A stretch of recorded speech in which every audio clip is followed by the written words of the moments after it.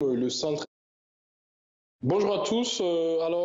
Très tôt ce matin, les habitants de la commune de Kaloum, le centre administratif, ont été réveillés par des tirs nourris, vous l'avez dit, par des hommes en tenue pour leur nom identifié. Alors plusieurs médias et les réseaux sociaux en parlent sans donner plus de précision.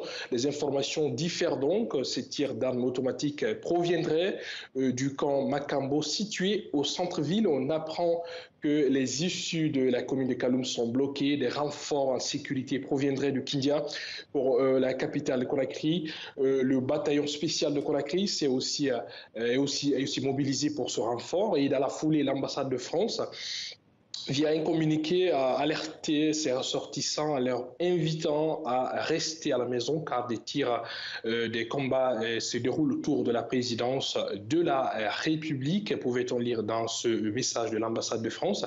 Pour l'instant donc, on ignore les causes réelles de ces coups de feu au centre-ville de Conakry autour de la présidence de la République. Aucune communication officielle du porte-parole de l'armée et du gouvernement. C'est le flou total qui règne en ce moment. Mais dans un court résumé qui vient d'être rendu public par nos confrères de Jeune Afrique, eux, ils confirment bien qu'il s'agit d'une tentative de coup d'État menée par des éléments du groupe des forces spéciales, avec à sa tête le colonel Mamadi Doumbouya, un ancien légionnaire de l'armée française rappelé en Guinée en 2018 pour coiffer le groupe des forces spéciales. Donc, les prochaines heures nous édifieront davantage. Mais ce qu'il faut savoir que il faut rappeler que cette situation n'est pas une première pour le président Alpha Condé. En 2011, son domicile avait été aussi visé par un putsch et plusieurs hommes politiques avaient été indexés. Merci beaucoup.